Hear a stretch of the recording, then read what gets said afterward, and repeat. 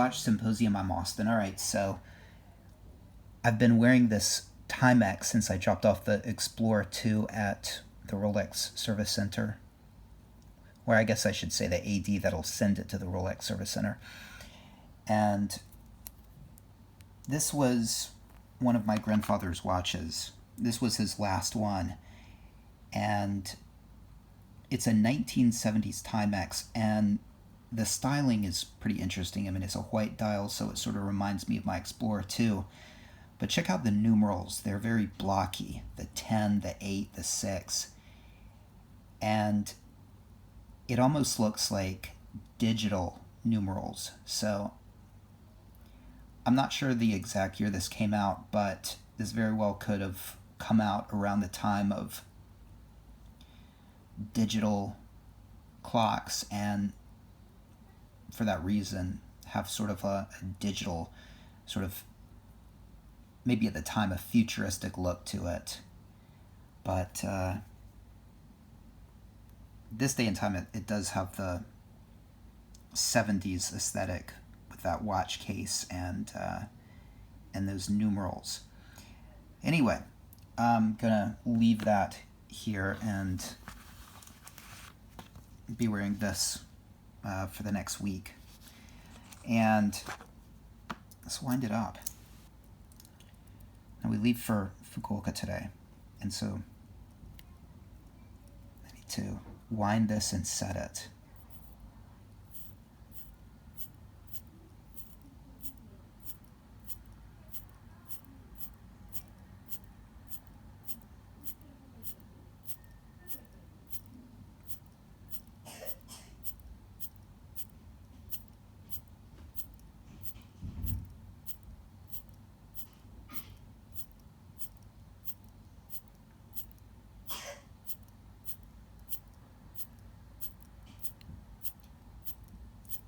Anytime now, motherfucker.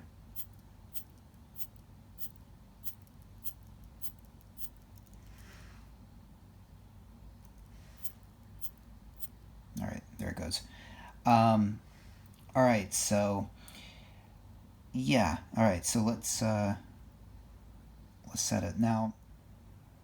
All right, so there are a couple different ways to use a GMT Master 2 because you can separate the local hour hand and the 24-hour hand. So some people keep them connected in the sense that they read the same time, and then if they travel, they just adjust the local hour hand, the shorter hour hand, which you can jump.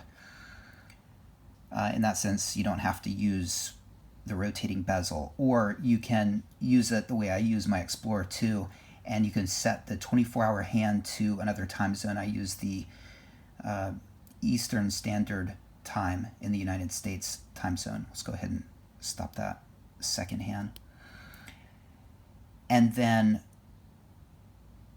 adjust the local hour hand. And that's the way you would use an Explorer 2 because you can't adjust the bezel. I prefer to put the 24-hour hand at Greenwich Mean Time, the local hour hand at my time here in Japan, and then keep track of Eastern Standard Time just with the bezel. So right now it's about 10:50.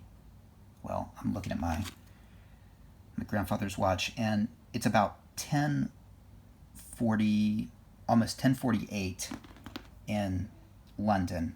Again, that's Greenwich Mean Time. So you can go back. So we'll go just a lot of watches you want to go forward with, but you can go back with this one. So don't freak out. All right, so it's about 10:47,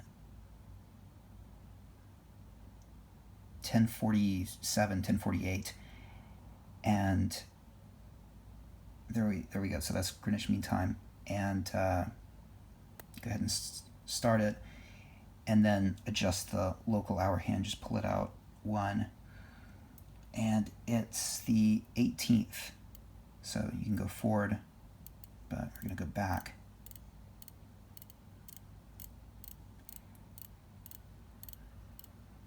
All right, and just because it's a little easier for me to get my head around, I usually like to get it to where it's the day before. Okay, it's the 18th here. Okay, quick change, and then right now it's almost 7. Go 1 forward and then 1 back. I find that when you press it in, when you do that, it catches. If you go the opposite way, if you go clockwise and stop it, then sometimes when you press it in, it doesn't catch. So I always like to go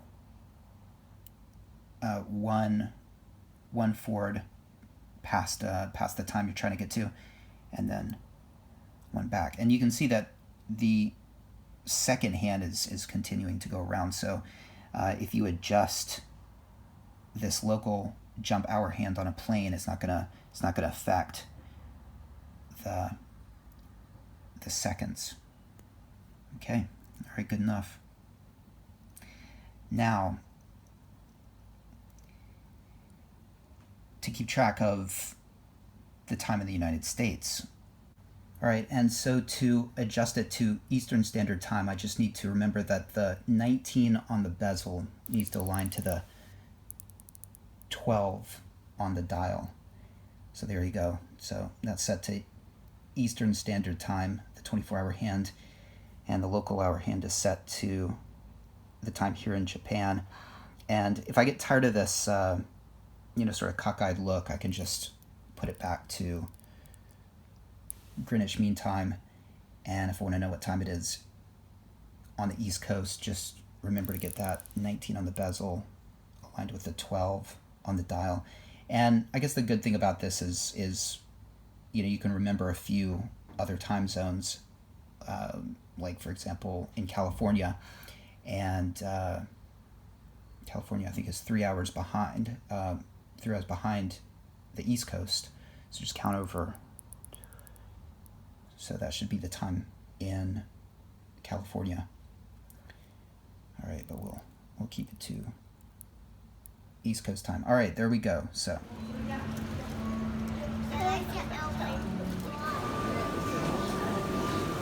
All right, so at the airport, and over there is Tokyo Banana, which is a pretty popular omiyage or souvenir from Tokyo, and my daughter wants to eat some, so let's go get some Tokyo Banana. I'll show you guys what a Tokyo Banana looks like.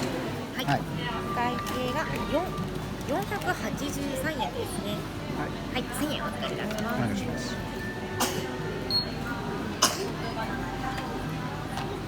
So basically these are little cakes with banana cream inside.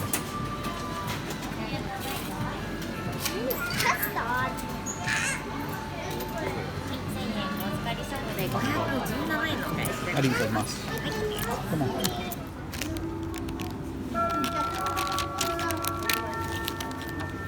All right, here you go. Can you open it yourself?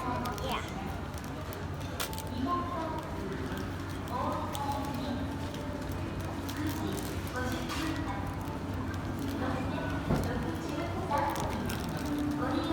We'll throw that away later. Here, I'll take it.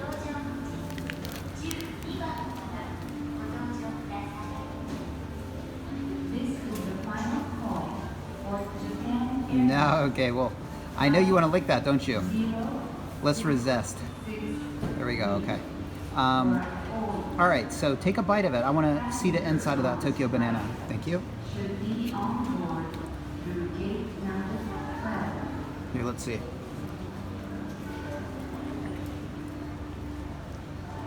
So is it yummy? Yeah. Can Sophie have a bite? Yeah. Okay, she just wants to see if she likes it. What do you think? Do you like it? No? No? What do you think? Yummy. Yummy? All right, so getting a couple of hot dogs. At the airport, they have this Blue Sky food place, and they have it in Fukuoka, and they have it in Tokyo. And so it must be in all the airports here. And you can get beer and hot dogs, and I love the hot dogs here. Because who doesn't love hot dogs? So skip the beer though. It's a little early for beer. It's 10 in the morning. Don't drink beer, but we'll have that hot dog, right? Yeah. Yeah. All right, guys, Tokyo banana Kit Kats. That's kind of interesting. I've never seen those before. I'm thinking that's probably a Japan-only flavor from Kit Kat. All right, so if you've been to Tokyo Airport and taken a domestic flight, you might have seen this area behind me, which is kind of pretty. All right, well, have the GMT Master 2, and I've been doing some watch spotting today, and I've seen about 4 Rolexes, and they've all been steel professional models, oyster bracelets, and maybe it's because it's Sunday. People have taken off their two-tones, their Datejust they have on their weekend watch. I saw a 2-line no-date sub pre-ceramic and an all-black GMT ceramic, and a couple of others, but I could just see they were on oyster bracelets. I want to say one was a sub, possibly a ceramic sub, and the other, I couldn't tell you. I saw it from the back. Anyway, I have to do this email justice, so I will, but actually it was a comment, it wasn't an email, from Danny, and Danny was talking about the tool watch aspect of GMTs, and I really can't remember the comment perfectly, but it was something he said that really struck me as very interesting, and here's what it was. Now, a lot of people say that the pre-ceramic GMT is sort of like the unofficial moon watch. Many astronauts took them to space, and that said, here's what Danny said, and it was just very thought-provoking. Can you imagine an astronaut taking a contemporary GMT ceramic to space? Can you imagine a polished middle-link Batman on the wrist of an astronaut? It would be laughable. It would be pretty crazy. They really have departed from the tool watch genre. But you could still imagine one on, say, a pilot's wrist. That would still work. But in something like a very scientific, sort of ultra serious, not that piloting is not, but really ultra serious situation like going to space, just the fanciness and the aesthetic that is just slightly that of a luxury watch, just the polished middle links really would make it suddenly a strange choice, whereas 20 years ago it was legit, it made sense. Well, it's easier to get away with, that's for sure, but anyway, it's just something I thought was kind of interesting. That's one of the reasons I like pre-ceramic, because they do have their foot on the path of a tool watch a little bit more so. Anyway, let me know what you think. Take care. Thanks for watching. See you next time.